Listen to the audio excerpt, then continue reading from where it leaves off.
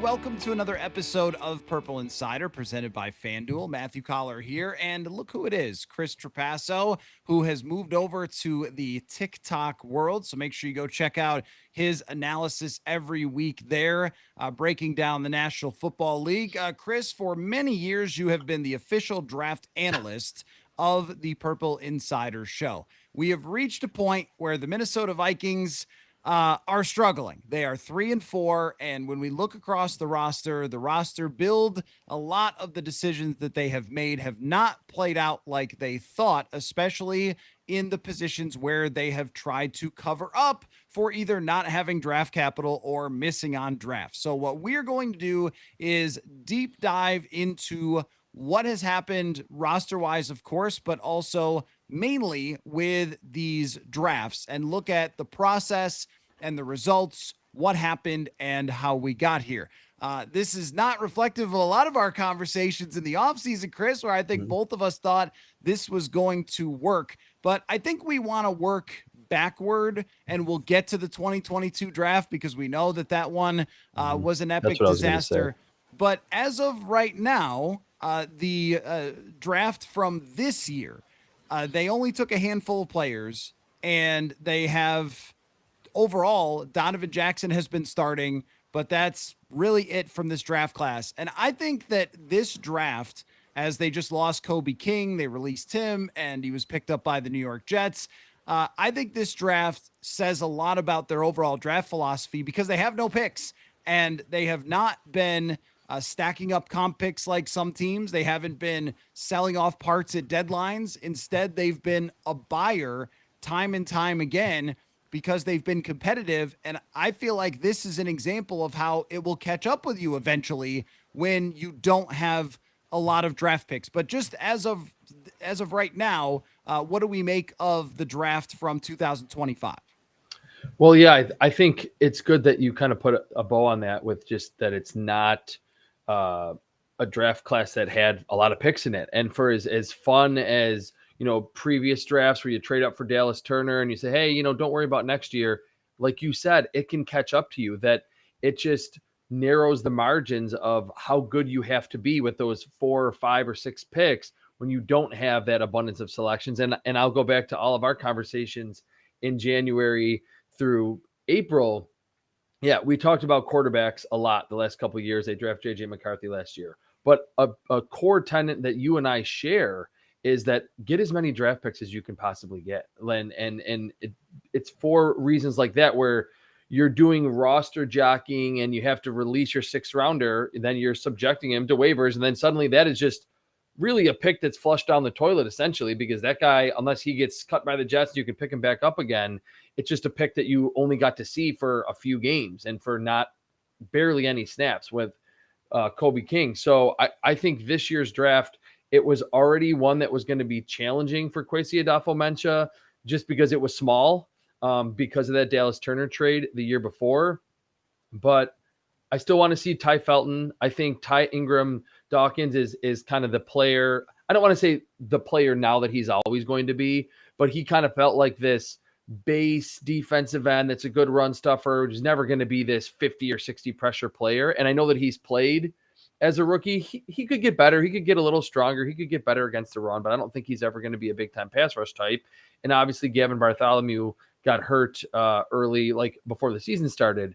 So it's Donovan Jackson, I think, will be a good player. I know he hasn't been amazing, but he's been serviceable at guard. And it's just, again, when we're only talking about 5 guys here. So that's what makes it such a challenge when you're a team that wants to take that risk the year before. You're kind of setting yourself up for, man, we got to really hit on a lot of these selections because we just don't have that many of them. And that lessens the amount of young and cheap talent we have on the roster. And I will continue to say that the Donovan Jackson pick overall I liked. Now, I think that this is another scenario there where they could have traded down, and they've had opportunities to do that in previous years. And it's been a lot of, we like our guy, we're sticking with our guy. And there's kind of a reason why the broader philosophy, the analytics, the studies of the NFL draft say that trading down is the better thing to do, because you're putting so many eggs in one basket as opposed to spreading out those opportunities. And if you do only have 5 players in a draft, every single one that doesn't work out feels pretty crushing to your draft class, as opposed to if you draft 12, 13 players.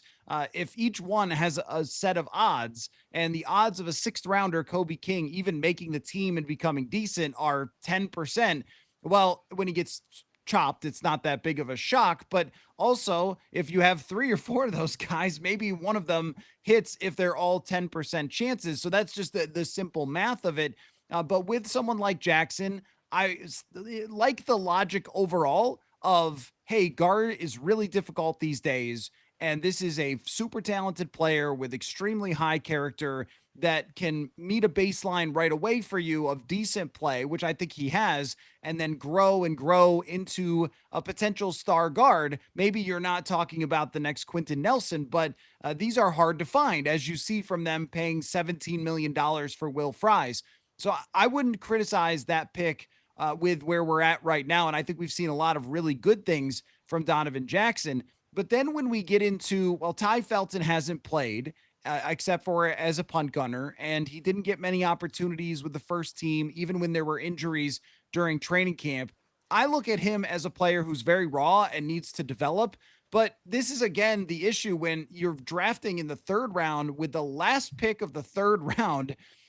This is not a player who's likely to come in and be able to help you right away. It's likely to be someone that is going to have a couple of years to develop. And it's also not likely to become the next Justin Jefferson or Jordan Addison when you're talking about a pick that is at that point. Yeah, and I think that selection was maybe a little bit of insurance in case Jordan Addison wasn't going to be around beyond 2025. So we're talking like now. And obviously Vikings fans are like, hey, this team's 3-4. Like, what are we doing now? To me, that Ty Felton pick, and I think I said this right after they selected him on our post-draft show, it kind of felt like a 2026 selection. There's, I think, a handful of prospects that can go as early as the third round. I'll always, bring up the Bills in my backyard. They picked Landon Jackson, the edge rusher out of Arkansas, in the third round because he tested through the roof. He played like he was a healthy scratch for the first month, played 2 games, hardly did anything, did not make an impact whatsoever. He was like Ty Felton. He's a pick down the road when, okay, maybe we're going to lose some players at edge. We have this second-year guy. I think that was more of an insurance pick for Jordan Addison, maybe Jalen Naylor, that maybe by 26 or 27, then they feel good about, like you're saying, rounding out some of the rawness to Ty Felton's game, then he can be the wide receiver 2 or a really good wide receiver 3 in Minnesota. So that's, again, those are the challenges when you only have a 5-pick draft class. If you really love Ty Felton's long-term potential, but you only have 5 picks, well, then he's not going to make that impact. And that's your second selection that you made who's not really contributing to the team in this 2025 season. And that's obviously a problem now for a team that's 3-4. Well, and when he is your second pick of the entire draft, then I think that just even visually, it looks a lot different than where that guy would normally be picked. It might be your 4th pick. And Exactly. this is a stat that I've continued to bring up, that the Green Bay Packers have twice as many top 100 draft picks as the Vikings since 2022. So this is the thin line that you have to really believe that you can hit on those picks. It's not unusual for the guy who's the last pick of the third round to not work out or become a huge impact player right away. But if that's your second pick in the draft, it's going to feel like, wow, you missed on your second pick in the draft. Although I'm not saying Ty is a miss. Yeah, I've actually liked some of the things I've seen from him, especially from the punt gunning, and I think special teams does translate in general. But you're right, when Jalen Naylor leaves in free agency, this is going to be your guy potentially to step up into that role. But as far as impact right away, if you're drafting guys in the late third round, you cannot, or even Ty Ingram Dawkins, the fact that he's been on the field is a win for them. For sure. Usually we're not seeing any immediate impact. So I think we can say, though, Jackson is, I don't want to say, oh, he's a hit, but overall that pick makes sense for them. That's a foundational piece that they can move forward with. Everything else is up in the air and there's not much there. Now, the 2024 draft and the Dallas Turner selection, that's one that we're going to look at for a long time of how much they invested. Now, moving up to get that initial draft pick, that was more of a, hey, if we need to draft a quarterback and we need to trade up with somebody, we need to have that in our back pocket. Moving up into the first round, we need to have this extra first rounder. Mhm. They didn't end up having to use it. So then they get to that pick. They decide to move up. They decide to give up the next year's capital.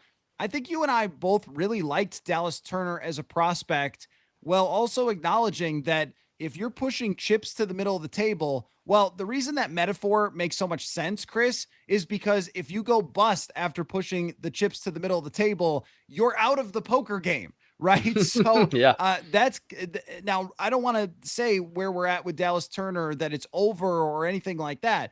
But through this point, it hasn't come anywhere close to justifying what they gave up for that move. If you guys have been wearing hats or trying different haircuts in order to cover up for your hair loss, trust me, I totally feel ya. And maybe you've tried different hair loss solutions and nothing works. Well, I've got something for you then. It's called Hims. Hims offers convenient access to a range of prescription hair loss treatments with ingredients that work, and you can do it in a way that works best for you. Prefer an oral medication or a spray? Do it your way. Hims brings expert care straight to you with 100% online access to personalized treatment plans that put your goals first. No hidden fees, just personalized care on your schedule. For simple online access to personalized and affordable care for hair loss, ED, weight loss, and more, visit hims.com/Purple Insider. That is hims.com/Purple Insider for your free online visit. Hims.com/Purple Insider. Individual results may vary based on studies of topical and oral minoxidil and finasteride. Featured products include compound drug products, which the FDA does not approve or verify for safety, effectiveness, or quality. Prescription required. See website for full details, restrictions, and important safety information. Folks, this year is the year that I actually get my holiday shopping going early for all of my friends and family, and there's only one place on the internet that's going to help me best. It's called Uncommon Goods. Uncommon Goods makes holiday shopping stress-free and joyful with thousands of one-of-a-kind gifts that you cannot find anywhere else. I just went to their website, I typed in football gifts, and let me tell you, so many amazing and unique options popped up. I found helmet-shaped coasters, football bingo, personalized team history books, all sorts of stuff, some of which was really cool, like college football stadium blueprints that are made by artists. You won't find anything like this anywhere else. That's just for the people that I know, but you can search any type of gift that you're looking for and find something you'll see nowhere else. When you shop at Uncommon Goods, you're supporting artists and small independent businesses. Many of their handcrafted products are made in small batches, so make sure you shop now before they sell out for the holiday season. So shop early, have fun, and cross some names off your list today. To get 15% off your next gift, go to uncommongoods.com/Purple Insider. That's uncommongoods.com/Purple Insider for 15% off. Don't miss out on this limited time offer. Uncommon Goods, we're all out of the ordinary. Yeah, I think what my thought was right afterward, and we talked about a lot of those edge rushers in that draft class because we thought that could be a position that they could ultimately pick. We liked Dallas Turner. I liked him. My draft algorithm, Resin, really liked him a lot. And we talked specifically, and I think this is a big part of why they were so aggressive, that he, on paper, because he's kind of like an outside linebacker, he was young, he can be a blitzer. He seemed like a perfect fit in the Brian Flores defense. And I'm assuming that Brian Flores has a pretty strong, prominent voice in those draft rooms to say, look, this is the kind of player we need. And it's good for the GM to say, all right, let's try to find your specific guy, that type that you want. Despite all that, in a draft class with Laiatu Latu, who was picked, I think, 2 picks before, and then Jared Verse, who went a few picks after him, I don't think I would have, or I know that I wouldn't have thought, hey, Dallas Turner is, whatever the Vikings gave up, better than those 2 players. Those 3 felt like these are the 3 first-round edge rushers in 24. They're probably going to go somewhere from like pick 12 to pick 30. That's ultimately where they landed, but one was just much more expensive than the other 2. So even if Dallas Turner starting next week becomes a really, really good player, I think that was a miscalculation by the Vikings. And maybe they felt we are going to spend this extra draft capital because of the fit, and maybe he can be moved around, and maybe he has a higher ceiling than Latu and Jared Verse, who are a lot older. I know we've talked about the drastic age differences, but between those three edge rushers, and certainly Dallas Turner is the youngest. So maybe like Donovan Jackson, there is still promise and upside with him. But I do think it was a miscalculation because those three edge rushers were all very good. The Vikings had to spend so much more to get Dallas Turner on the roster. And if throughout this season, because we are really talking about a small sample size of him Sure. playing, if throughout this season there's a corner that gets turned from him, I haven't seen it so far, but it's also not like he's been a total disappearing act, non impact player. He has a couple of sacks. He's shown flashes of the burst that we really liked out of him. And I agree overall that when you look at his profile and you look at what he did at the combine and you look at his production and you look at the way the guy moves, even the way he catches a football, like we have watched them do this drill where they throw a ball at him and he catches it like he's a tight end or something.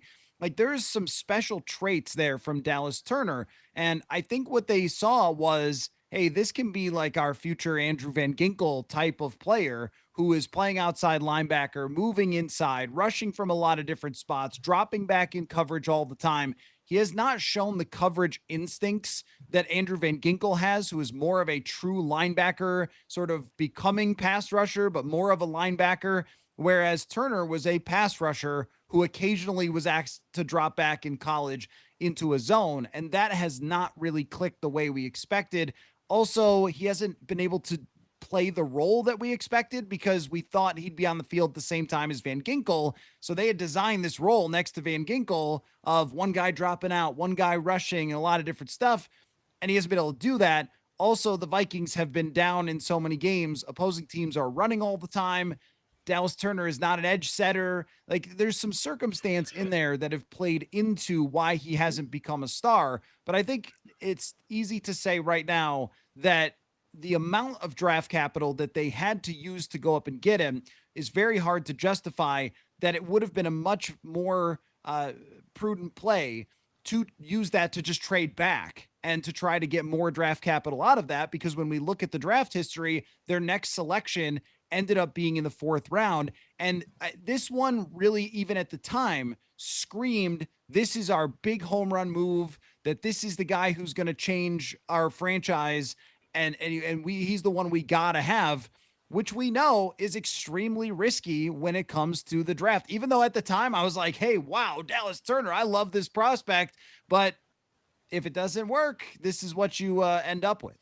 Yeah, that's something that my time as a draft analyst, I've realized like it's, and I do it every year. I do it on this show that I fall in love with specific prospects, and I can see how general managers and just entire collective front offices like fall in love with the Dallas Turner or a JJ McCarthy or whatever, and they ultimately trade up for those players. And I'll kind of go around the NFC North. You mentioned the Packers, but there's one tie that I think we need to talk about, but I want to talk about the Bears. I know that you recently had Ty Dunn on. I was actually rereading that whole Caleb Williams draft process thing last night, and I was even like rereading it again. I just wanted to see it if there was anything else I missed. I was still blown away, even though I already knew what like the contents were.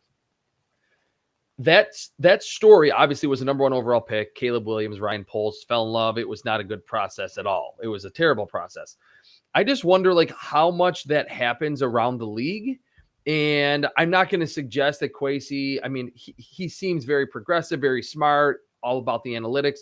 I'm not saying that when they were debating those 3 edge rushers, they were laughing at Latu and laughing at Jared Verse. And if anyone had any questions about Dallas Turner, they were thrown out of the room like apparently they were in Chicago when anyone criticized Caleb Williams. But I think that is probably something that factors in, that if it happens to me, that if I'm like, oh man, I love this guy, I always have to push back based on what you just mentioned, where it's like, don't be crazy. I mean, I'm obviously not making picks, but like, don't get too obsessed with specific players where you think teams should trade and move mountains to get them. There are other players you have to look at the cost of each and weigh that into your evaluation of that player. And maybe this was a situation where the Vikings got infatuated with Dallas Turner. And like you said, we're okay with their next selection not being until the 4th round, which it kind of felt like for the second or the third draft for Kwesi Adofo-Mensah, the seminal draft with the quarterback and the edge rusher.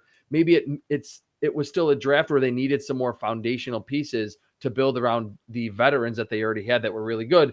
And quickly on the Packers, I just wanted to mention, and you said it a few minutes ago, that they have twice as many first and second day selections as the Vikings since 2022.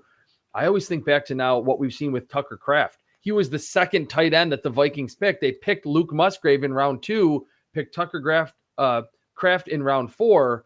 Musgrave's he's just a guy. I mean, he's been hurt, but he's not really anything special. He should have been the 4th or the 5th rounder. So having those more, like having that bigger abundance of picks allows you to miss. And it's like, hey, we missed on Luke Musgrave. It was I think he was a top 40 selection. I think he was like the 38th pick in the draft or something like that. And they still got a quality player at tight end because they were able to double down at that position. So kind of weaving those two NFC North rivals together, you want a lot of picks and you don't want to get too infatuated with a specific prospect. That's not to say that I think that's exactly what happened with Dallas Turner, but maybe it was a little bit of a contributing factor to them spending so much when Jared Verse was on the board. And we also have to say that the logic that they presented at the time did make a lot of sense.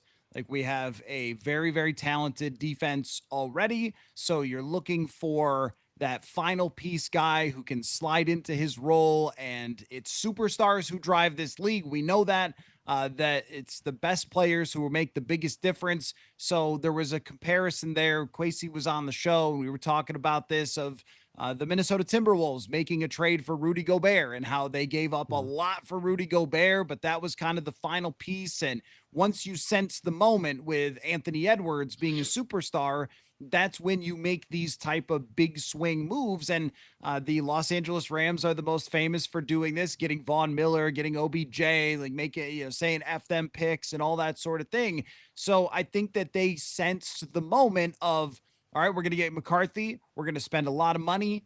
And then this kid, if he's as good as we think he is, which that's the thing about Dallas Turner, is a lot of this always ends up coming back to just the results in general, which is if Dallas Turner was a freak right now and he was the next Von Miller, which is what he looks like on paper, honestly, with his production in college and his athletic traits.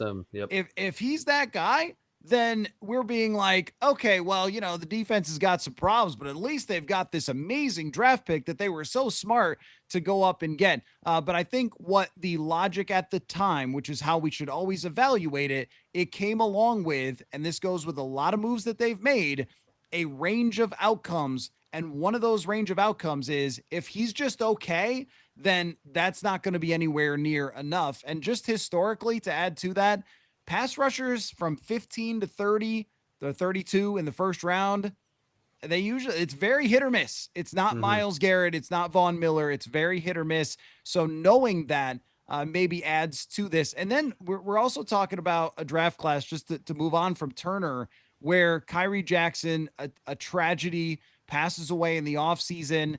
And they get in the 7th round a very good player, Levi Drake Rodriguez. Walter Rouse, still a developing tackle, a kicker who's turned out to be, honestly, a phenomenal kicker in Will Reichard. But another draft class that just has very few players outside of those top picks.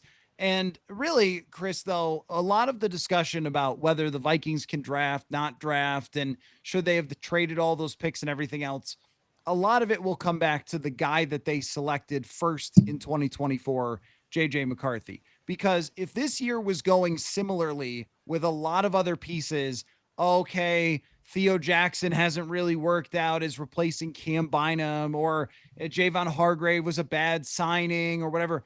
Okay, but if JJ McCarthy had them at 5-2 right now and was playing really good football and was a top 12 quarterback, we'd be like, this team's genius. This is great. Yeah. Everything's going okay. So we have to keep that in mind as well, just how much that one draft pick of JJ McCarthy dictates how we feel about all the other roster building.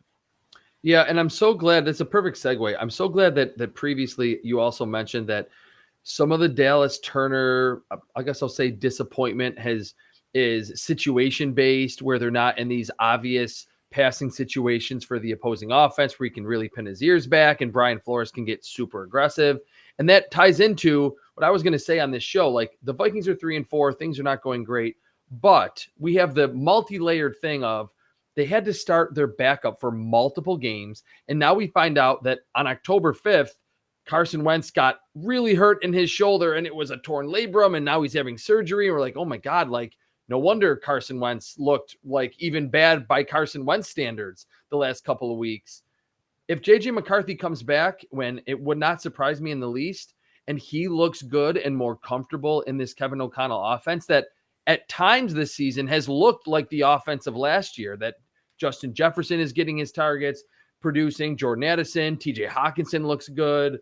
The run game at times has been solid. That I don't think we're not realizing how big of a ripple effect that just having a good quarterback can have. It's like we all understand that it's the most important position on the field, but I think the ripple effect goes out a lot further than we can even realize at times, where suddenly you're on schedule. Now you're not in a hole. Now your quarterback doesn't feel like he needs to press. We talked about that during the whole quarterback prospect evaluation process.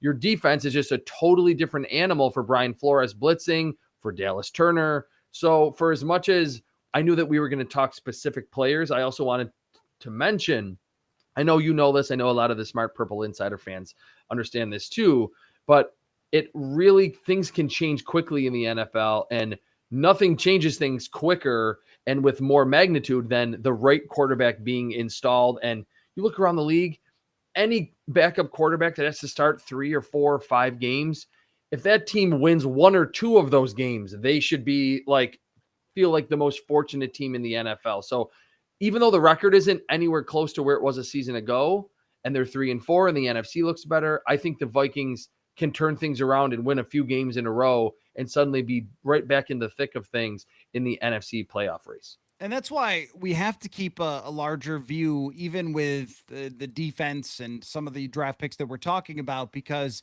everyone has played on the defensive side below their standard, which means that it's a lot of other forces involved. Now, I think that there's schematic things that teams have figured out.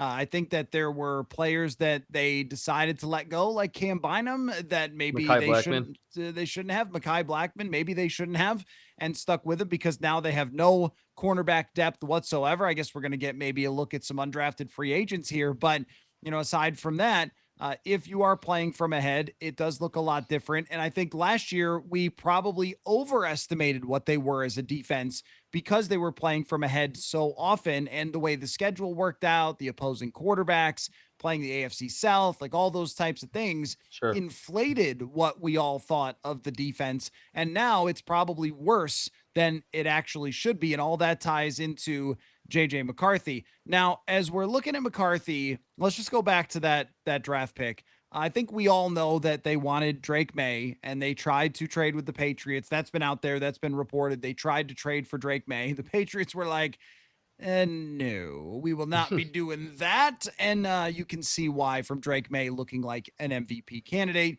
Michael Penix was off the board. So far, Penix has been sort of just a guy at quarterback, has not been an exceptional superstar, also has not been horrible.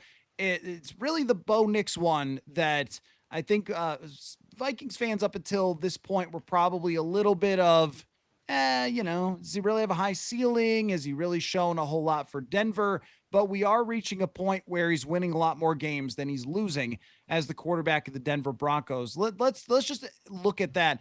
We can't really evaluate it when one guy has 900 dropbacks and the other has 50 so far in his NFL career.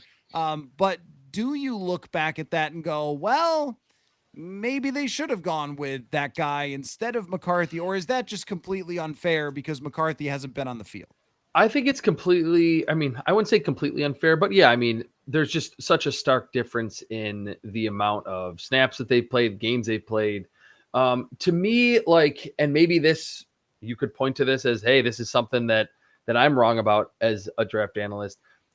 I came on these shows, and I'm never coming on here to just placate you or the listeners like, oh, every pick is great. I just have tended to align with Kwesi Adofo-Mensah in, maybe you could say, hey, Jared Verse was maybe more of a hit the ground running type edge rusher. Maybe Bo Nix, because he was like, started 60 games in college or was like a 60-year player in college, could be more of an NFL ready win week one as a rookie type player than JJ McCarthy. But Kwesi, like me, I'm all about traits and I'm all about upside. And they were still able to win 14 games last season with the bridge quarterback. And it was the perfect situation, even though you certainly didn't want JJ McCarthy to get injured and miss his entire rookie year. You were still, we've talked about this a lot, still able to like win games and show ownership. We can make the playoffs. We can be a quality team, even as we're rebuilding. I think Bo Nix was just the perfect extension of Sean Payton in Denver. Now he's coming off of 4 touchdown performance against probably the worst defense in football in the Dallas Cowboys. I haven't been like blown away by Bo Nix. I think more Drake May has been unbelievable. And there have been a lot of games that the Broncos have still mustered some victories, some games where Bo Nix has not really been great. And there's been some, more turnover worthy plays than big time throws. And he's taking a lot of unnecessary hits, things like that, where it's been the defense, the run game, the schematics that have really been the reason that he's won games. So I guess what I'll say is I don't blame Kwesi Adofo-Mensah for swinging for the fences with upside with JJ McCarthy. And again, reading that Ty Dunn piece, everyone was saying that, oh man, you could tell that in the interview room that JJ McCarthy was that true alpha and just really commanded the room and was really just a football guy, like nitty gritty, wanted to get down to the specifics of what he needed to do to become a franchise quarterback. So beyond the X's and O's and the analytics, he really ticked that box for a lot of people and a lot of teams that were looking for a quarterback in that draft class. So I am not myself looking at this team from afar saying, man, they really should have picked Bo Nix. I think that of course the jury is still out on JJ McCarthy. And I think actually his upside is still a lot higher than what they have with Bo Nix in Denver. And there's a few other factors there. One is that, Kevin O'Connell went and visited with all these quarterbacks, sat down with them, got on the whiteboard with them, took them out onto the field and broke it down into every single detail. And they land on JJ McCarthy being the guy. I also think that Bo Nix is a perfect fit for that Sean Payton short passing offense. Mm-hmm. Whereas, I don't know that Bo Nix would have been the same type of fit for how O'Connell wants to run his offense, which is with a guy with a strong arm who can really rocket the ball into tight windows, which JJ McCarthy can. The intermediate passing is where this offense is built on, and that's where JJ is at his absolute strength, which is hitting. We've talked about this, the dagger concept and how, Justin Jefferson or Jordan Addison breaking across the middle into a window and the quarterback's got to let it rip. Like that's McCarthy. That's his throw. So playing to the strength of your quarterback, drafting the one that fit you personality wise, it seemed for Kevin O'Connell, and upside wise, development wise. And they had a plan that made so much sense. Darnold plays. Maybe if it's week 10 or something and it's gone off the rails, then you go to McCarthy. But if not, and it's a 14-win season, then he gets to develop every day in practice. Like, it's a good plan. It's worked before. You never expect a guy to tear his meniscus. And as much as they tried to do behind the scenes, there's only so much you could do when a guy is not actually playing. So, yeah, I look at that as clearly the results go toward Bo Nix. But in terms of the process of it, still made sense to draft JJ McCarthy. And as you mentioned, it's not like the NFL. It wasn't a Christian Ponder situation where the NFL was like, that guy's not really, but you guys desperately reached for him. There were a lot of fans of JJ McCarthy. We just need to see him play to start comparing him across the league. Now let's go back to the 2023 draft. They picked Jordan Addison outside of some off-field stuff, has been clearly a mega hit for them. Mekhi Blackman, Jay Ward, Jaquelin Roy, Jaron Hall, Dwayne McBride. These are the late round picks that we don't necessarily expect to hit. Jay Ward is still on the team, might end up playing, Mekhi Blackmon is a very curious case, and Yeah, what happened there? this is where luck just plays into stuff, man. I mean, we talk about like, and it's just terrible to even bring up Kyrie Jackson because it makes me so sad to even talk about what happened there. But injuries and different things that have happened to some of these players, like that is out of anybody's control. Sure. And I think even with Mekhi Blackmon, it was out of their control. He showed plenty of flashes, looked like he was going to be a solid NFL type of corner, has the ACL injury on the first day of training camp last year, came back and just did not look the same. And even when you look, I know he's playing for a great team.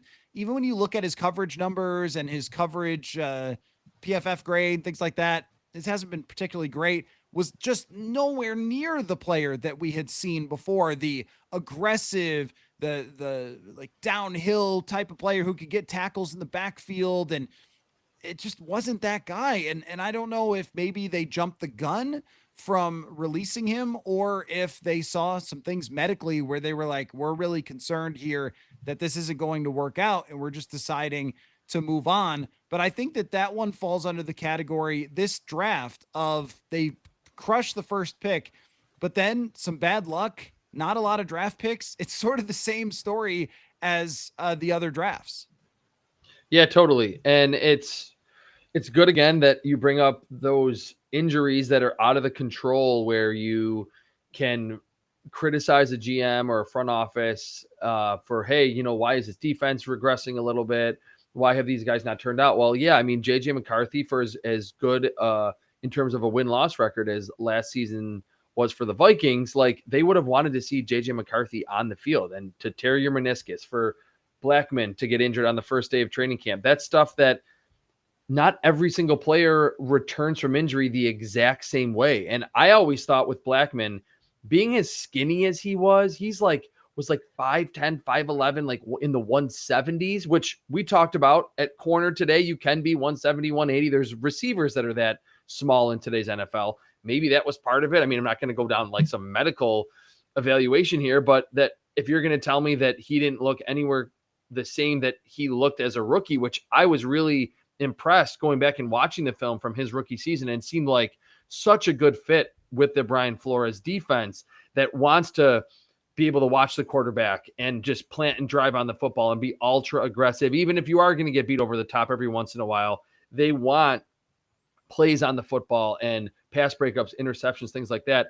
That's just part of the NFL that you can't get around. And it, I think, is kind of circular conversation, like goes back to why you want more draft picks, because those injuries, those weird transactions where you have to release a player maybe a little too early because of, just the numbers on your roster, you want to have those depth in numbers with, hey, we have obviously 2022 didn't go well, but a big draft class like that, so we can maybe plug in this 5th and 6th rounder, and we missed on the 3rd rounder, but the 6th rounder is actually better, things like that. I think that's very, very important to ultimately have those bigger draft classes. And obviously this was only a 5 draft pick class for the Vikings, which I think it is hurting the overall depth of this team. So with 2022, we've just gone over every player so many times on the show. We've gone over what happened. Yes, Kyle Hamilton is great. Yes, they should have picked him. At the time, I thought, hey, you draft Hall of Famers in the top 15, trading back. I couldn't find too many super mega stars at the all the way back of the first round in comparison to the top 15. So I wasn't thrilled at that trade back. But I think that just to close our discussion, we should talk about how 2022 seemed to have impacted them long term, because this was the one where Kwesi Adofo-Mensah came in. I'm the analytics GM. I'm going to do the analytical thing, which is to trade down. They seem to trust Ed Donatel with players that would fit his system. We know in that Fangio system that the deep safety is a super important player. Yes. To have, so they go in and they get Lewis Seen and think, all right, this is going to be our Eddie Jackson or something for those Fangio teams in Chicago. And it all goes to hell. Just every single one of these picks is a complete mess. Ed Ingram is still a starter in the National Football League, just not for this team. Caleb Evans, Brian Asamoah, Asezi Atomowo, I think I saw the other night, maybe playing for someone. I did too. So I thought of you when I saw him. Yeah, these guys are around. Andrew Booth never worked on any level. I mean, this was one of the, to me, crazy bad luck streak type of drafts that Rick Spielman had in 2016. That, yes, you can question the trade down and all that, but I think altered, because it went so wrong, altered the way they drafted into the future to the Hmm. point where they were just like, no, we're going to get our guy. We're not trading down anymore. It's just our favorite player. And in some ways that's worked with Jackson and Addison. In some ways it hasn't with Dallas Turner. But I think it altered their draft strategy for the future. And I wonder about if they had sort of stuck to that. Hey, we blew this draft completely, but we're still going to accumulate draft picks as much as we can. We're still going to do the trade downs that the analytics say we're going to do. That may have made this a little bit different, but I really think that messing up that draft as bad as they did caused them to maybe overcorrect with the way they handled it in the future. Yeah, I think that is a really fascinating point, and that's kind of next level. And it makes a lot of sense that, again, I'll go back to the Ty Dunn piece on Ryan Poles in Chicago, that there's like a line in there where it's like, in a way, I understand Ryan Poles. Like, he is made his way up to a GM spot, and he has one, this is his, I mean, slightly different because it was the first pick in the draft and a quarterback, but I think they did overcorrect, kind of like, like, hey, this is their one chance to trade back, to go the analytics route. Oh, it burned us. Like, let's maybe, like, we don't have 3 or 4 or 5 more years to get this wrong again. We're not going to have jobs. So I think it's kind of a parallel to that, where you don't blame these guys for going, look, we put in all the work. We scouted all these players. We scouted over the analytics. We are going to do what we want to get Dallas Turner. We are going to just make it happen. After we traded back, we could have picked Jameson Williams. We pick Lewis Seen. He gets injured again, which obviously plays into our other topic that we discussed, that these bad injuries early in these players' careers that really kind of thwart their development early on potentially has happened in Minnesota.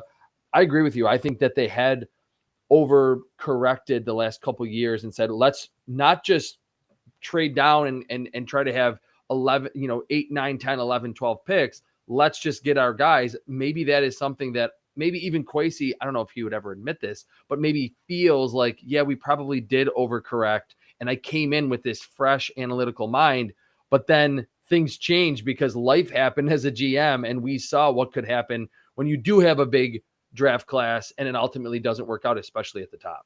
And I think that there's even other ones too, like TJ Hawkinson tearing his ACL and then not having the quarterback play to maximize Hawkinson, where Darnold didn't play with him through training camp and was looking downfield for other receivers. And then this year, the quarterback play has just been brutal. So when was TJ Hawkinson supposed to justify the contract? But it was also a second round draft pick that you moved for TJ Hawkinson as Mm-hmm. well. Who knows where that could have gone? So give me this. Give me like a 60-second, like Chris Trapasso advises the Vikings drafting in the future type of spiel. Like if you were to say one thing about, hey, here's how you can learn from these first few drafts. And again, I do want to say, like, they did find some good players in here. And Mm-hmm. if McCarthy is good, then we're going to forget about a lot of the other ones. I still think Donovan Jackson is going to turn out to be a really good pick for Me this too. team.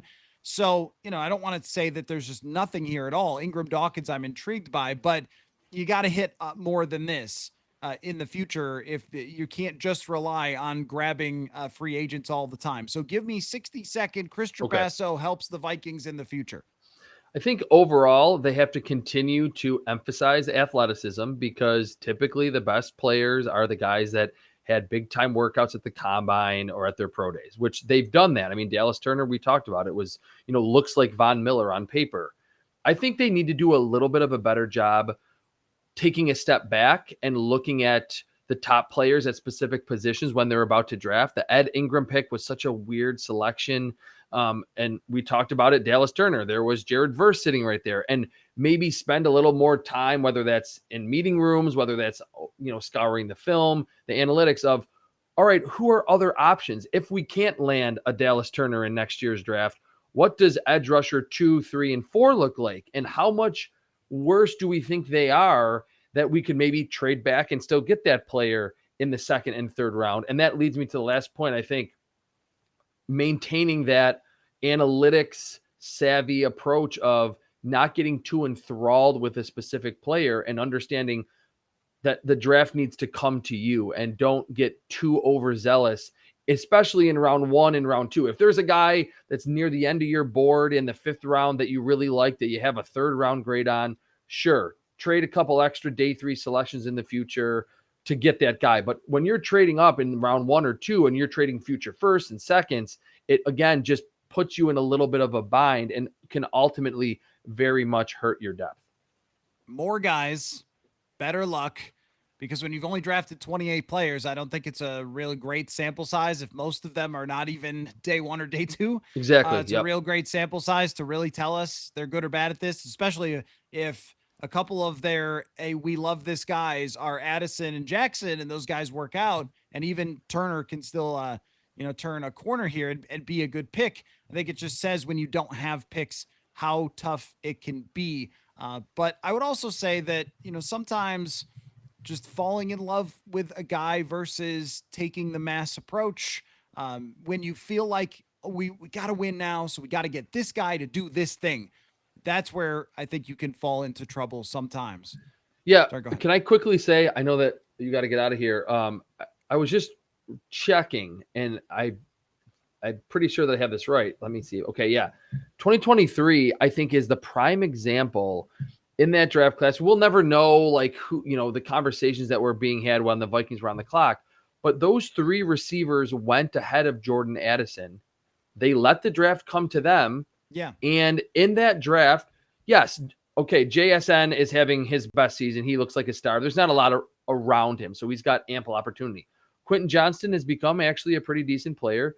Zay Flowers, a pretty decent player. So the Vikings there said they probably liked all 4 of those guys. They didn't go, oh my God, we need to trade 2 seconds and a 3rd to get JSN when you can get Jordan Addison at the same price, just a 1st round pick. I think that is the prime example for what should be the foundation of what the Vikings do in the future, to have a better sense of position groups and the difference between prospect 1 on your board and prospect 3. And if there's not that big of a difference, don't get crazy and move up for prospect 1 when you can still get prospect 3 and not lose extra draft capital in the future. I also think that this is the nature of football, is when you call a play that doesn't work, you called the wrong play. And we need to pick it all apart and criticize it and say it was completely wrong.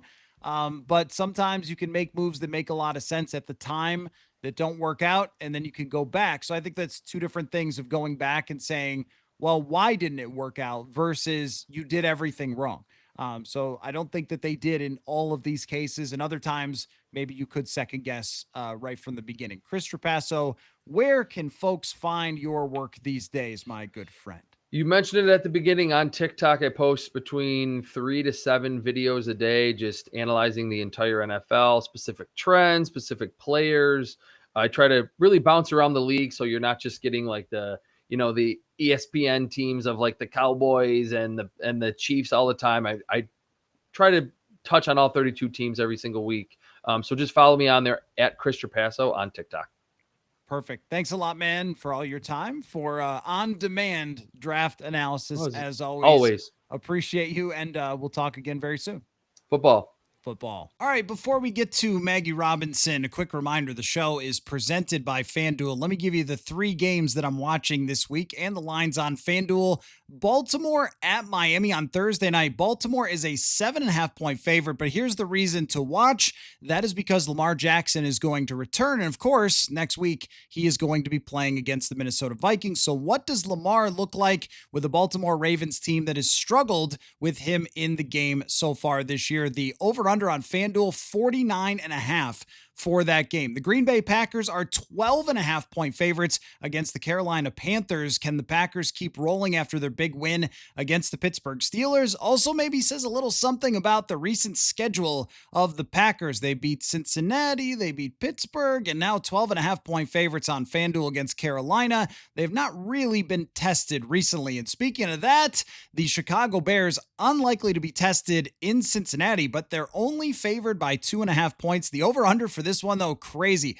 51.5 on FanDuel. Caleb Williams has a chance to bounce back after a rough game against the Baltimore Ravens, and the Vikings face the Bears on their schedule very soon. So, will they be able to take down the Cincinnati Bengals as 2.5 point favorites? We will see. All right, now on to Maggie. All right, live from Syracuse University, we welcome in Maggie Robinson for the Robinson Rundown. Maggie, our special contributor each week, looks through the National Football League, recaps the weekend that was, and we look forward to headlines around the NFL as well. So, Maggie, where would you like to begin? This was actually analytically, they did some data on this, one of the worst weeks of football in the NFL that's ever happened. I saw this on Twitter that in terms of games that were blowouts and not competitive at all, one of the truly worst. But that doesn't mean not much is going on. But if it wasn't just anyone's imagination, if you were like, man, was there a lack of good football games? There absolutely was.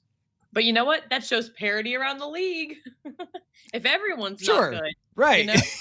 If there's lots of blowouts, then everybody's got a chance. Okay. I like the twisted logic. But someone who played into that not good football, Spencer Rattler, he just got benched. This is breaking news. And Tyler Shuck is now the starting quarterback of the New Orleans Saints. I think we all kind of saw the writing on the wall here, though. Tyler Shuck was the 40th pick in the 2024 draft under this new head coach, Kellen Moore. We kind of knew this was going to happen, but we didn't know at what point. And Spencer Rattler closes out his Saints' current career with a 1-13 record. That is pretty outstanding. Yeah, not the best situation at any point for Spencer Rattler. I had been very skeptical. I know that a lot of draft analysts had liked him, and he's got a really good arm, but could he actually be a starting quarterback in the NFL? Didn't really see it. I think if he was, he would have been able to at least get that team into mediocrity as opposed to losing nearly every game he ever played. But at the same time, I think he showed enough that if you're another team in need of a backup quarterback when he eventually becomes a free agent and goes somewhere else, maybe you're looking at Spencer Rattler because this team doesn't give you any real chance at success. They cannot block, they cannot run. They've got one halfway decent wide receiver. Their defense is a travesty. Like they are completely tanking. The one thing I do wonder about tanking teams is who are you looking at quarterback in the future? Because this upcoming draft class, not great. So they need Tyler Shuck to at least be decent enough for them to play into the future, like next year, the next year after that, because this upcoming draft class probably doesn't have the answers. And New Orleans just needs bodies. They need players you've seen from your hometown Tennessee Titans that just drafting a quarterback and being like, fix. Do it. Go ahead, Cam Moore. It's not the way to build the team. So I think New Orleans is going to have to take a couple of year process here, and Tyler Shook is probably going to take a lot of it on the chin over the next number of weeks here, next 10 weeks if he makes it that long. Yeah, it feels like this is their commitment to the rebuild. They waited as long as they possibly could before fully declaring it, and this declaration is just being like, you know what? It's here. We're not going to hide from it anymore. We're looking to the future, and it is what it is. That's the only way we can go because we've been at the bottom for so long. Unfortunately, though, he does have a really tough start against the Rams on the road. Brutal game to kick off your season with a team that is already just having a poor start. Yeah, I did notice the other day that he averaged about 4.5 yards per attempt. He will probably have to do that again. The Rams have one of the best D lines in the NFL. The Saints have one of the worst O lines in the NFL. It's not like you can really just hand off the entire game. That is a very tough place to start. I guess you got to begin somewhere. That usually in the NFL, there's no bye weeks. You're always facing somebody tough. But did you have to do it against the Rams? That one I might have given Spencer Rattler one more swing at it before going to the young quarterback. Because if you're going to have him debut, getting smashed by Jared Verse and the rest of that D line probably isn't the best way to start, along with a really good Rams coaching staff and a team that's competing for a Super Bowl. That's pretty tough. I would say, though, credit to the New Orleans Saints. They hung on for a bunch of years after Drew Brees being like, no, we don't have to rebuild. We could just keep messing up our salary cap. The fact that they finally committed to going all the way to the bottom, that's what they needed to do. But boy, is it ugly as they're doing it. No, it's not going to be cute, as the girlies say. Let's look to next week, talk about looking to the future. The trade deadline, November 4th. I have a game for you. We've played this in the past. It's called Slay or Nay. It's really an excuse for me to hear you say slay because I find it really funny. Okay. So I have some hypothetical, and that is the key word here, hypothetical trades that a lot of journalists are speculating on. And I want you to tell me slay or nay. Do you agree with this? Do you see it happening? Or are you super against this? No way. Okay. Dexter Lawrence to the Ravens. That would be a slay for the Ravens. I think Dexter Lawrence is one of the best players in the NFL, but he's not at that kind of year. Last year, he was completely dominant. This year, totally disappointing. And you wonder about his motivation to continue to play for the Giants because they have just been so bad. And they got a little injection of life on the offensive side, but their defense, it was supposed to be a lot better than this. And we saw that comeback against the Broncos, the collapse against the Philadelphia Eagles. I saw former Giants players calling out Dexter Lawrence for his effort. And it just seems like that may have run to an end. What it would cost, though, I think is the biggest question, because if the Ravens want Dexter Lawrence, his reputation and his past would suggest to me that that's at least a first round pick and probably more to get a player of that caliber. It would be just the Vikings' luck, by the way, if one of their biggest nemesis, Dexter Lawrence, went to the Ravens right before the Vikings get ready to play them. But I love that idea for any team that acquires Lawrence. If you can get that guy, that is a position that's very hard to replace. The pass rushing, gigantic defensive tackle. Just don't think that the Giants should be moving on from any talent. They need more and not less. Agreed. Agreed. 100% on that one. Next, here we go. Trey Hendrickson to the Cowboys. That would be a nay for me. I just don't think the Cowboys are one player away. I mean, look, Trey Hendrickson's been on a defense that's an embarrassment, and he's still great. And what does it mean? Defenses are weak link systems. And this goes for even the Micah Parsons trade, where if Micah Parsons is on the Cowboys, they're better, but they're not way better because he was great last year when he was in, and they were still a bad defense overall. If you can't cover anybody and you only have one pass rusher, it's not enough to have a great defense. And I think it would look pretty stupid for Jerry Jones to make the trade that's kind of looking forward into the future, gives you cap space, gives you draft capital. Not that it's that defensible to get rid of Micah Parsons, but if you're doing it, that's why you're doing it, is to give yourself more cap flexibility and draft capital. Why would you go negate those things by trading for Trey Hendrickson when you're not a real contender? I think the Cowboys are fun, but they're not a contending team. They are just a average 8-8, 8-9 type of football team with a good quarterback and good receivers that can't stop anybody. One dude is not changing that. They should not make a trade. I'm going full nay. Okay, I have one question though, because Trey Hendrickson was actually involved in this holdout, if you remember, at the beginning of the season, and he signed this kind of 1 year Yeah. contract. There's nothing really after that. So if he's a free agent, like, do you think that's when he looks to move from the team? Because he's probably got to be a little disgruntled with his positioning. Well, and Cincinnati's defense has been such a joke that what's the point in keeping him around? They clearly showed that they didn't want to long-term lock into him, which I think, look, they got to rebuild a lot of parts of that roster. They can't put it all into one guy. So they should be looking to trade him. I just don't think that the answer is trading him to the Dallas Cowboys for Dallas. So if I'm going to slay on a trade, I think it's got to work for both sides. So, but for Cincinnati, yes, they should be looking to trade Trey Hendrickson. This is making me so happy hearing you say this. Okay. Next up, we have this one, highly unrealistic because they've literally come out and said they're not interested. But AJ Brown to the Patriots. Yeah, the AJ Brown thing is so weird because when they throw deep to him, he's awesome, but he doesn't get the same volume as a lot of other receivers. He did win the Super Bowl with the Eagles last year, and they're still really darn good, as the Vikings found out and as the Giants found out. I would not want to move AJ Brown if I were them. They're a Super Bowl contender. I would not, if I'm AJ Brown, would not want to leave despite any issues that you have with your fantasy stats and maybe frustrations with the offense. Like, your team is great. And you look around the NFC, you're one of 3 or 4 teams. You could see the Eagles, the Lions, the Packers, the Rams we mentioned.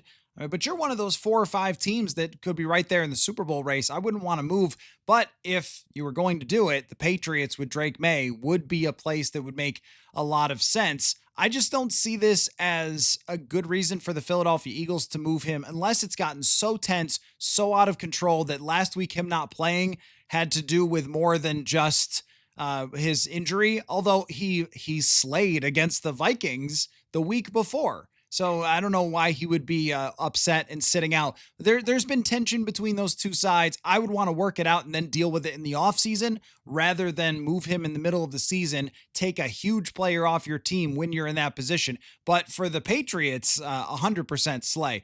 They should be looking for the more they can fill around Drake May as he's playing like an MVP, the more you want there. And often we've seen Diggs go to the Buffalo Bills, and Josh Allen took the big step. AJ Brown, that's when Jalen Hurts took the big step. They should be looking everywhere for another receiver to add to that room with him. Absolutely. I do think it's too risky of a gamble for the Eagles to just throw that away off this weird, awkward drama that maybe isn't even what we think it is. And then this final one here pains me to say it, but I have to ask, Mac Jones to the Vikings? Yeah, I think San Francisco needs Mac Jones. Like they're still in the playoff race, and Brock Purdy has already been hurt.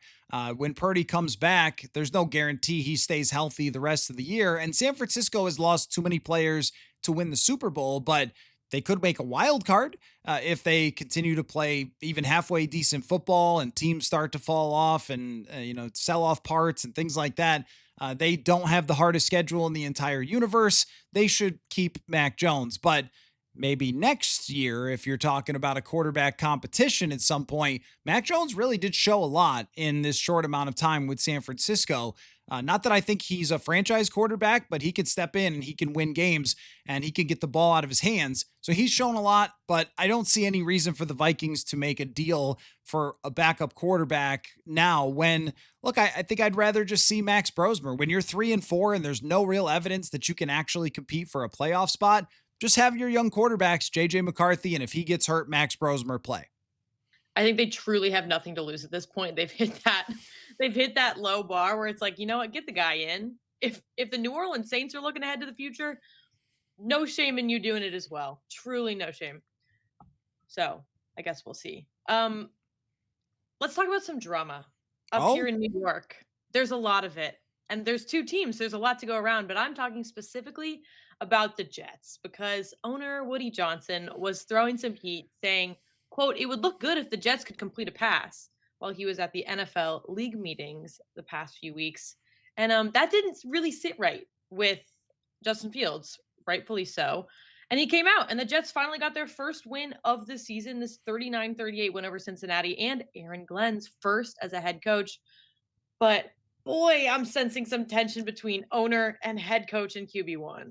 Yeah, I just think that bad owners lose, and Woody Johnson has been at the bottom of that pile for a very long time. They have just had constant drama, as you mentioned, turnover with the coaches, constantly hiring and firing, and trying to bring in Aaron Rodgers to save the franchise and then giving Rodgers all the power, which probably was a huge mistake. Some of it is bad luck. You miss on Sam Darnold and then Zach Wilson. And I mean, it's, you miss on enough quarterbacks.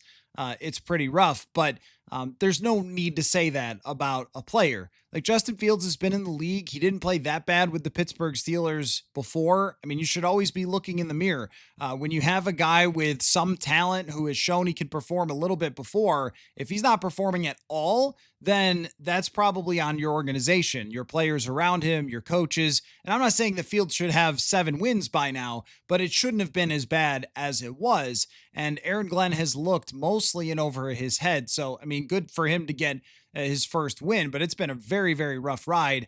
The owner did not need to pile on like that, but that's what bad owners do, right? Like we talk about Jerry Jones running his mouth and the things that he says, and these words, they have consequences. It's not like you're saying them to the local newspaper and only a handful of people will see it. These things go viral immediately. Everybody's family sees it, everybody in the organization. And even if you're a cornerback on the team, aren't you like, or a linebacker, what the heck are we doing here if the owner is just going to trash people when we don't play well? So I felt bad for Justin Fields and good that he was able to overcome that and get a win. Certainly the Cincinnati Bengals defense was helpful there for him. I think sometimes, and people in positions of power forget and get way too candid with the media. And listen, as journalists, we love that because that's how you get the good stuff is when they put their guard down. But Ooh, be careful when you're criticizing direct players when you have a financial involvement with something. That just gets so messy. And also, like, take the high road. You're a full grown man. You don't need to be slamming people like that. If you need something done, you talk internally. That's the whole point of the organization that you've built. Right, exactly. I mean, he just came out with that. Nobody even prompted him to say it. It was just, yeah, it's all Justin Fields' fault. Okay, who's the guy that's writing the checks? Who's the guy that's making the hires? Who's the guy that has final say over everything in the organization? And you're going to blame Justin Fields? Well, you brought him here, so I guess you should have had a better answer if you don't like how Justin Fields could throw the ball because he wasn't the best thrower ever before. Right. And yet your offense hasn't really built a scheme that fits for Fields the way that Pittsburgh did last year. But again, I mean, we're talking about the bottom of the barrel of NFL owners and franchises in New York, and it's on them to prove that they're not. But just a mean and unnecessary thing to say to Justin Fields. And I know after the game, he had said like how much that impacted him. I mean, words hurt, man. And so for Fields to be able to put that aside, but anytime you have to call your owner's comments outside noise, you know it's pretty bad. And it's hard to see, even though they've got some nice players there, it's just hard to see that team ever getting back into contention as long as Woody Johnson is at the top. Yeah, it's just spelling dysfunction all the way around. There's no way around it. I do want to go down to Pittsburgh. We had Aaron Rodgers' reunion game against the Packers and 35-25 win for the Packers. It really turned out to be the Jordan Love show, which was kind of a cool storyline here that not I don't want to say prodigy, but like the guy who sat under Aaron Rodgers for 3 years finally has his moment. It felt very Hallmark movie-esque. Also, Tucker Kraft was literally everywhere. He had the best game I think of any player out there, just doing it all essentially. Yeah, Tucker Kraft, the yards after catch monster, and also caught that kind of ball that Jordan Love threw up into the atmosphere, and the defender lost where it was, and it came down his hands. That's always Jordan Love to me, like what he is as a quarterback. And this is not a criticism because his numbers are really great, but he pretty much goes as the hero balls down the field go. And in that game, they worked against one of the worst defenses in the NFL in Pittsburgh, which is really shocking when you look at their talent. But with him, it's also a really good scheme. It is a scheme that allows him to get the ball into his playmakers' hands. Then they can create yards after catch. That's how everything works. It's built off of these motions and getting Tucker Kraft the football in the flat, getting some of the other playmakers the football in the flat. And then every once in a while, now Christian Watson is back, hit something deep down the field, and you've got yourself an offense. The first half, they didn't really hit too much down the field. And it was like, oh, what's going on here? And then the second half, they get some of those big chunk plays. And then Aaron Rodgers and the offense didn't have enough for Pittsburgh. But overall, Jordan Love has played like a superstar quarterback this year. And I know Vikings fans don't want to hear that, but the numbers are what the numbers are. That Micah Parsons got all the attention for the defense and that acquisition, but their quarterback is playing as good as you can play. Now, the question for Jordan Love is always, can you put together a complete season like that? Because it has sort of lived or died on those deep balls, those, hey, just throw it up into the air and see what happens. If they keep catching them, they are a very dangerous offense. But Tucker Kraft, what he gives them is consistency. You could get him the ball underneath, and he's getting you 8, 10, 12 yards, breaking tackles, making plays. That is a new dynamic for this offense that wasn't really there in the same way last year. So the NFC should not be too thrilled to see it all kind of clicking together for the Green Bay Packers. And you talked about the Steelers defense just not performing. Aaron Rodgers was sacked 3 times. I mean, that's kind of what the Packers were going for. They wanted to get him moving on his feet in the pocket. They know that he's not that agile. He's kind of lost that with age. So their playmaking on that side worked really effectively of let's make him super uncomfortable, highly pressured, decide really fast, run around. Like that's not his forte anymore. He's not at his physical prime, and it worked. If you're a person that, and there aren't many, that wanted Aaron Rodgers to play for the Vikings, well, you know what it would have looked like because the Vikings defense, the Vikings defense hasn't been good. And so he would have been playing in situations where he had to drop back to pass a ton. And sometimes it would have been okay. And sometimes it would have looked like that, which is just old. It just looked old. he could still throw the ball real hard, as we saw in his bomb at the end of the Cincinnati game. But his mobility, his playmaking, those things are gone. And every time they're in 3rd and long, they were just throwing it 5 yards underneath so he wouldn't get killed by Micah Parsons.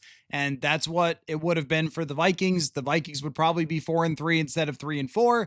And we would have said they're not good enough to win a championship. So it's likely better off that they're just going to have JJ McCarthy play than had they gone to Aaron Rodgers.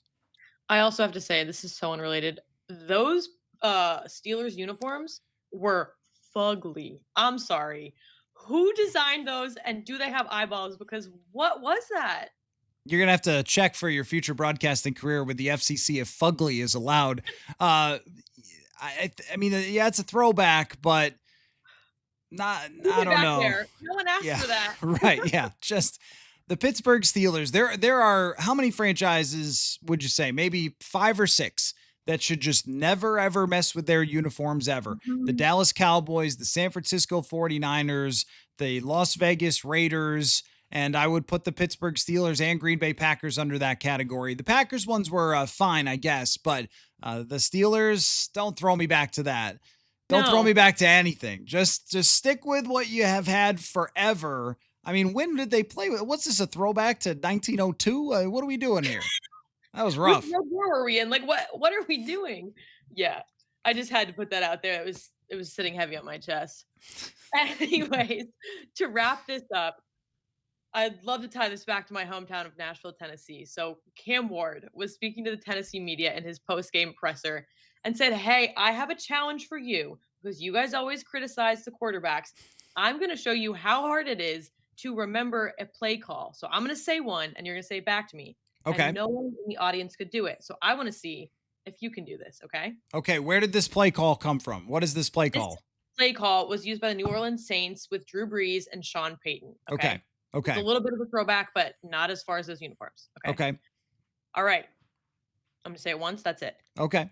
Hop to gun king, trips right, tear 52, sway all go, special X shallow, cross H wide. Okay. So you've got, let me think of what that would be. It's probably 2 play calls. And the first one is, it's out of the shotgun, you said. So I missed what the first word was, but it was gun king, right? And you said the formation would have been trips right, tear 52. I think that's the first. No, tear 52 sway is the first play. Because usually what happens is they give 2 plays and then they kill to a second play. So that was the first play. The second play was all go. Yeah. X shallow and X shallow cross and something wide. So wow. Am I close? That let me. Words off. Oh, okay. So it was gun king trips right. It was the formation. Then tear 52 sway. You said, and then all go special X shallow and something wide. I forget what word you said. Wide. Cross H wide. Cross H wide. Okay. Wow. Everybody in the chat, give it up for Matthew because that was quite impressive. And I would challenge you to do that because there's definitely no way. Well, so I don't know exactly what that play is, but this is how you chunk the things when you have to remember them. Is like, as you were saying, and I'm like, okay, we got the formation first. I knew that would be the thing first. So then the first play is probably 3 words, and then the second play would be like 3 or 4 more words. So, yeah, not bad. Wow. Not bad. I'm impressed. You get to keep your media credentials. That should be the test every year. Yeah. Well, I think that what would be better is like understanding what the play is and how it works. I mean, all go is not hard to figure out, and H shallow or whatever, H cross and shallow, those are just 2 routes. So probably understanding things like that is harder than memorization. But good. Yeah, that's fun. That's fun. And no, it's not easy. Hey, look, if it was easy to play quarterback in the NFL, a lot of people would be better at it. It is so hard. Full respect, because that's just one, and they have to have 200, right? Just right there. But they give you a long time to prepare for the test. They start in OTAs. So, after that, but that's why veteran quarterbacks are able to do it, because they've heard this language so many times. So then it's like, oh, I can't believe Joe Flacco showed up and played a game. It's like, this guy's heard this so many times. It's no different than learning music, where you learn music theory and different stuff. If say stuff about music theory to people who don't know music, it's going to sound like gibberish, but you learn the language just like anything else. Yeah. But great stuff. And my best to Cam Ward. It's not going to get better. It's only going to get worse, my friend. But hang tight. Don't lose your mind. Keep that sense of humor, Cam Ward, because it's only going more sideways. Not going sideways for you, though. Maggie Robinson, love this segment. Always get great feedback from fans on it. So great stuff today. We could even say that you slayed the segment. Yes. Very, very well done. Thank you for your time. Thank you so much. Football. Football.